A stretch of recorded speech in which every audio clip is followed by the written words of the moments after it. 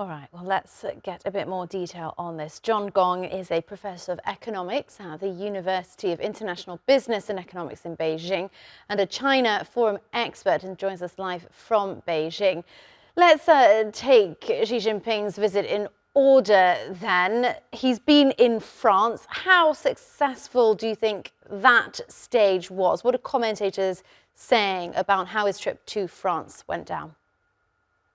Well, I think one of the proofs of a great success of President Xi's visit is the joint statement by the two governments, in which it mentions calling for a truce during the Olympic Games in July, I think, in Paris. So I think this is a huge achievement in my view.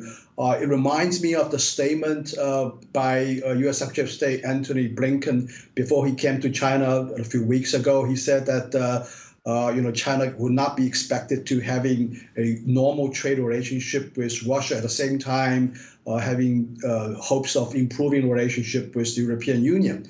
And I think President Xi's trip totally rebuts that narrative. I think at the same time that Beijing maintains a normal trade relationship with Russia, we are seeing the relationship with France certainly is improving.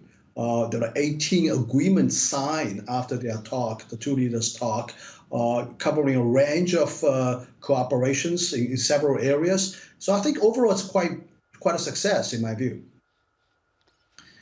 And moving on to Serbia and Hungary next, many will find the decision to go to these two countries rather perplexing. We had a little bit of background there from our correspondent Claire, but after all, these are, globally speaking, relatively small countries, trade-wise small players with China.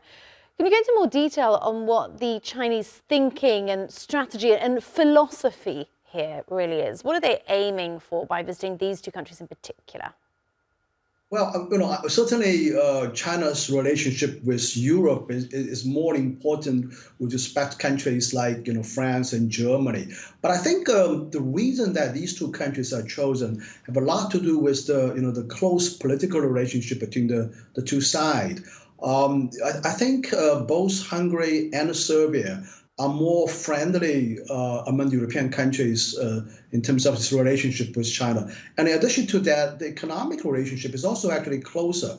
Even though they are not big countries from an economic size perspective, but if you look at the investment by Chinese companies in these two countries, it's actually a very large amount, especially I think in recent years in Hungary. The Chinese automakers, they have factories in Hungary, battery manufacturing facilities in Hungary, as well as also manufacturing ventures from Chinese companies in Serbia as well. I know, for example, the steel plant. There's a steel plant in Serbia that was about to go bankrupt, actually, quite a few years ago, and it was taken over by a Chinese company here in Hebei province, and the company was totally turned around. Now they're exporting steel plates for manufacturing cars to Slovakia, for manufacturing the Skoda cars under the Volkswagen brand family. So I think these are two countries that have seen quite substantial investment from China, and both from a political and economic perspectives, they represent friendly countries from China's point of view. We're just watching pictures from France, where it's a rather rainy scene. President Macron bidding farewell in a couple of moments to the Chinese premier. I guess you talked a lot about trade and economy there, but I think there's also, John, a philosophical alliance that I wonder whether you agree that Mr. Xi Jinping is trying to build there between countries that, to greater or lesser degrees, look askance or don't fully agree with the American hegemony or American status quo. And that's something that could be said certainly of Serbia and Hungary, and to a lesser extent also by France under Macron. What do you think of that?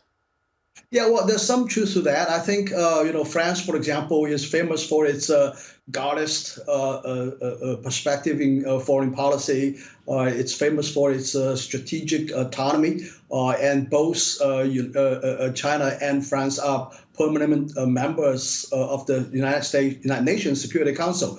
And France is the only country from the European Union sitting on the seat of the UN permanent a member country, a security member country. And I think you asked previous about the question about whether the visit by President Xi is a success or not. I do want to point out one thing.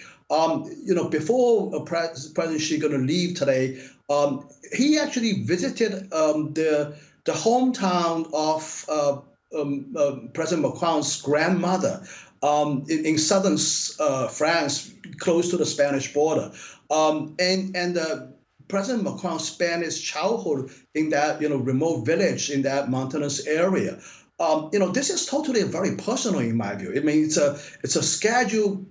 I'm pretty sure personally arranged by President Macron, and I think this goes to show that the relationship between these two people, there's tremendous repertoire in my view among these two people. And they are, extremely important global statesmen, and I think it's a very healthy and very encouraging to see a close personal relationship being developed. Relationships between these global statements. I'm afraid, John, we have to move on.